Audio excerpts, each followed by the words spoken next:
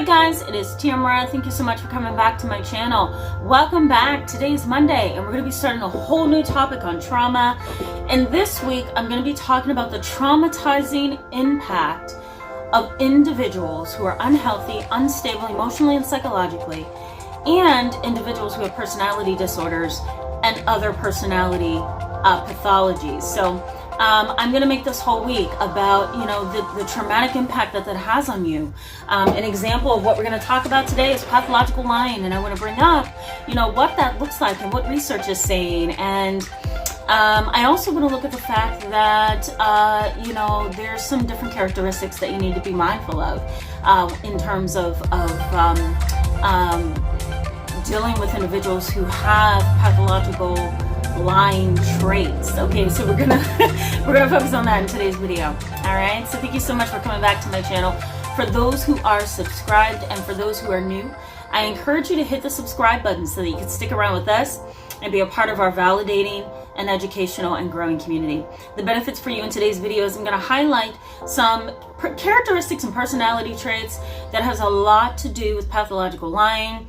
And it also can have a traumatic impact on your interactions with them and also on your psyche. So let's just go ahead and jump in. So I've spoken a lot on this channel about pathological lying.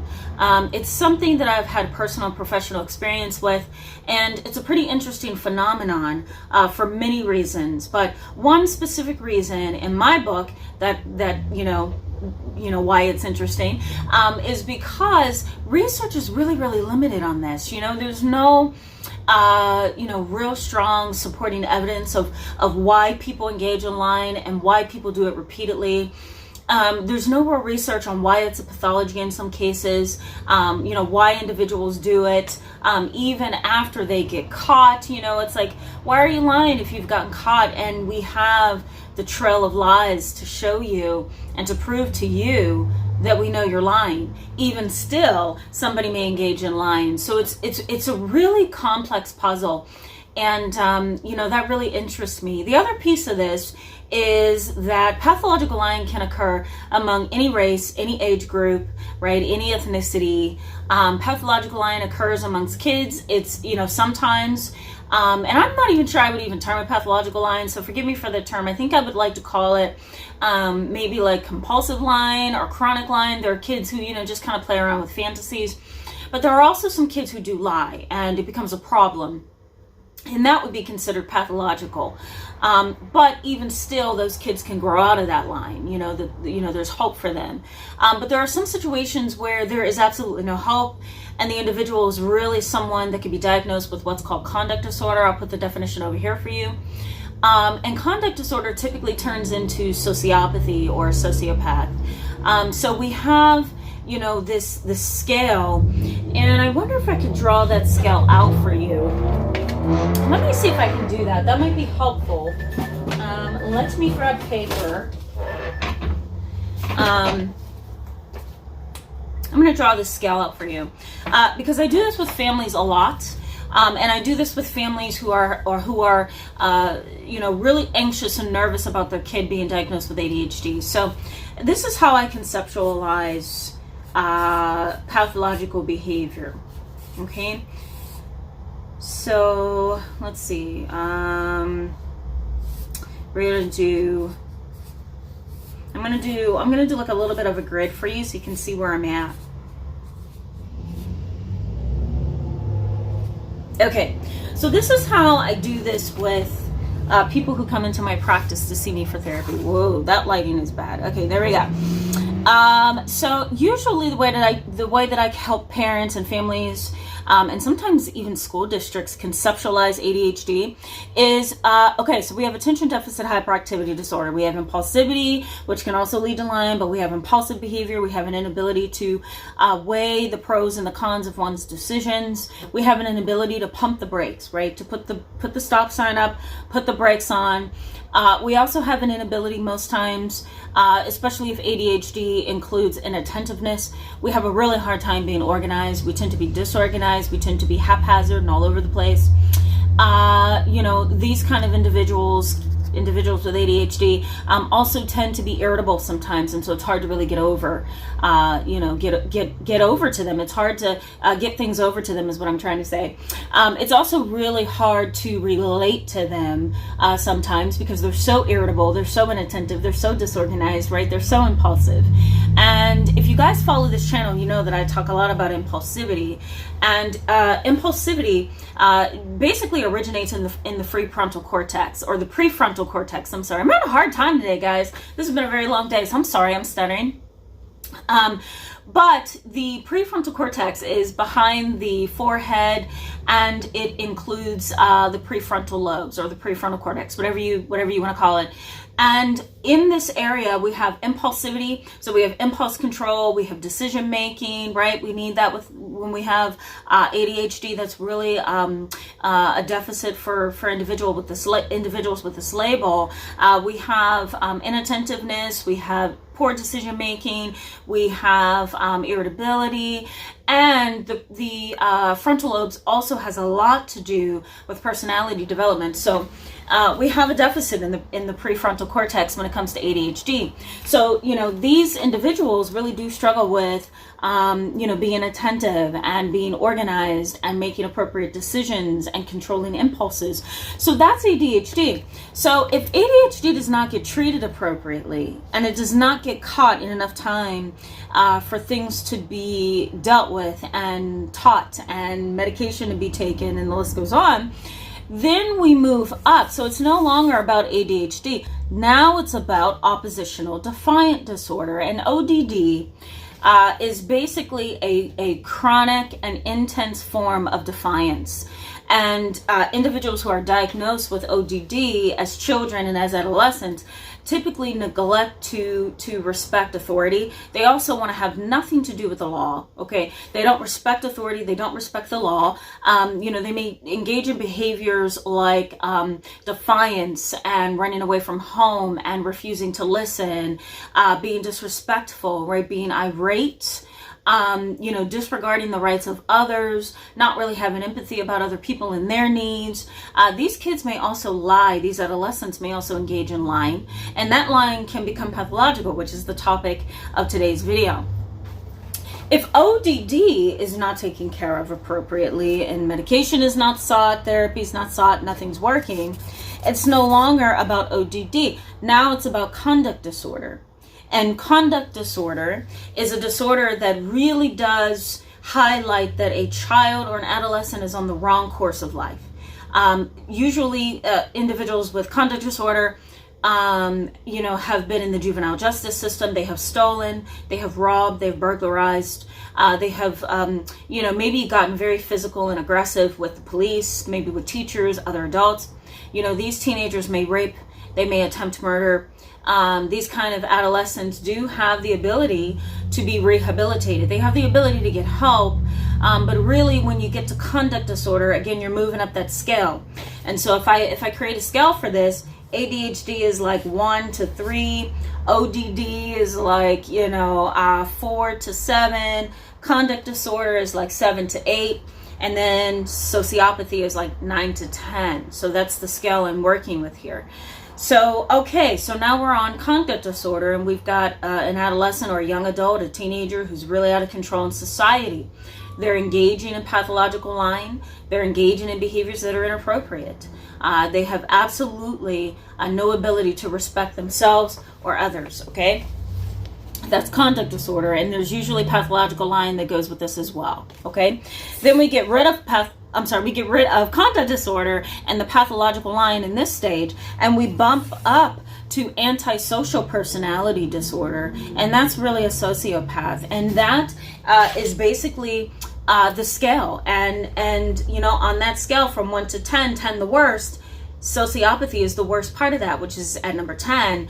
And this is where lying really does take off. This is where the individual engages in that repetitive lying. They're pathological. They are very disrespectful. They are uncaring. They have no empathy, right? They could care less about you. They want nothing to do with you. You may also see in an individual at this level, you may see instant snapping and lots of physical and emotional abuse. You may see domestic violence. You may see attacks in society, right? right? You may also see the individual engage in compulsive lying. So they just lie on the spot. They never really stop and think about what they're getting ready to say before they say it. They just compulsively and impulsively throw a lie out there. And it may sound really ridiculous. They don't have the ability and the mental stamina to pause and pump the brakes and stop. They just automatically come out with a lie. It really is like a compulsion, and they cannot help it. You may also see a manifestation of depressive symptoms. You may see some irritability. There really is depression at the core, but it comes across as irritability. You may also see really strong defiance and opposition to anything you have to say. And that strong defiance and opposition may turn in to the individual appearing logical and going along with you and accepting your view of things and being really fair, and later changing their whole course, right? Like kind of flipping on you, really backstabbing individuals, right? So, you know, these individuals are really dangerous. And if they are pathological liars, in addition to having all these other, you know, characteristics, then you got something on your hands there. These individuals knowingly lie, and they don't care anything about you. They don't care anything about me. They don't care anything about the world. They want to maintain their lie. It's comfortable. It's comfy. It makes them feel good. They don't have to try to prove anything, and they really don't feel the need, the internal need, to prove anything to us. And that's the sad part. So, but let's just talk about research just for a second. You know, again, research is really limited on the topic of pathological lying, and studies, epidemiology. Little is known about the epidemiology of, okay, all right. So, you know, I mean, there's a lot to this, and you know, again, research is really limited, and there's little knowledge on the epidemiology of pathological lying, and really what that is just the development of the disorder. That's what that means. You know, there's many articles, and I'm going to actually post one in the description box for you below. There's one from Psychiatric Times, and it talks about the study and the research of pathological lying and how difficult that is to study, to research, to conduct fair studies, you know, to gather evidence. That's really difficult. But, you know, there's a couple individuals who have engaged in some really outlandish lies, and they have been categorized as pathological. And I actually have my notes right here, and I'm going to highlight those things for you.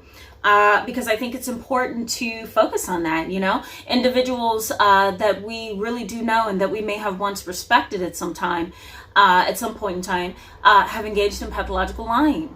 There are a set of characteristics that go along with pathological lying, and it's usually charm, glib, right, social astuteness, intelligence, you know, popularity, the list goes on, you know, and these individuals really are interesting to other people in society. So it's not like these individuals are rejected at all times. You know, it's not like these individuals have been bullied necessarily. These individuals simply have an issue with relationships and personality and, you know, operating in them. And that's the sad part.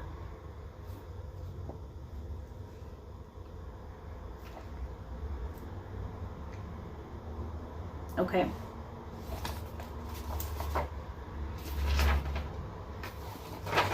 All right. So let's just talk a little bit about some of the popular individuals that may have engaged in pathological lying. So I have a little bit of a list here because, you know, if you do some quick Google searches on pathological lying, you'll come up with a few names. And one of the names that came up as a notorious liar was Richard Nixon. He was considered a notorious pathological liar. Okay, Richard Nixon. The other one is Anna Anderson.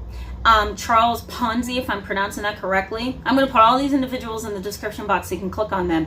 Charles Dawson, Arthur Smith Woodward, and Judge Patrick Cowenberg. And I've talked about him on this channel. I'm actually going to post a video up here where I mentioned him, and I also talk about pathological lying there. That video went viral really, really fast. So you'll see, it's one of my first videos, so it's not the best, but it did go viral, so it probably would be of interest to you to go back and check that out. Okay, There's one more thing that I want to mention with pathological liars. You know, aside from their charm and glib and astuteness and intelligence, you know, some of them are psychotic, and they're not only far removed from reality, but sometimes they're also delusional. So they have false beliefs that they believe are true, and they have a really strong conviction about it, right? They have a really hard time, the ones who are psychotic and unstable and emotionally unstable, seeing reality. So they have what's called a wish psychosis.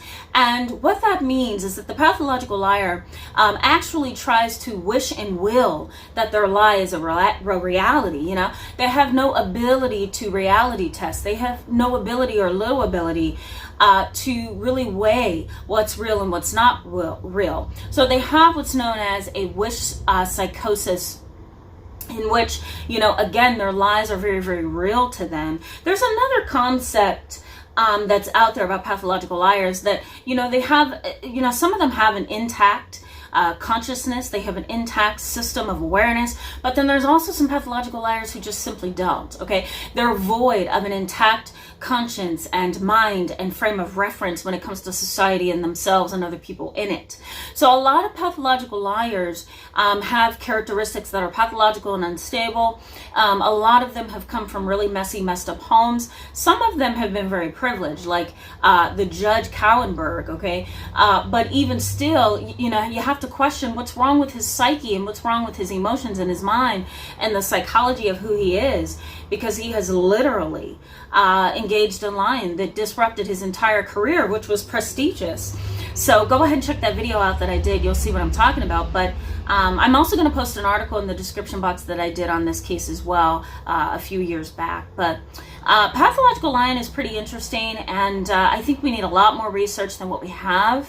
But I do hope that this video was helpful to you, and it may have opened your eyes to a couple of things. We're going to continue to talk about pathological behavior this week and how it can traumatize you. I mean, I think it's quite obvious that if you have a pathological liar in your family, you're most likely going to deal with lying on a regular basis. You're most likely going to deal with blackmail. You're most likely going to deal with being undermined and condescended, and the list goes on. So that can be very traumatizing to you, especially if that individual is a parent or a spouse. So yeah, this is an interesting topic. We're going to continue to talk about this week. Please go ahead and hit the like button if this was good for you and it was helpful, and please go ahead and hit that subscribe button to stick around with us. All right, guys, I will see you on Wednesday with a brand new video.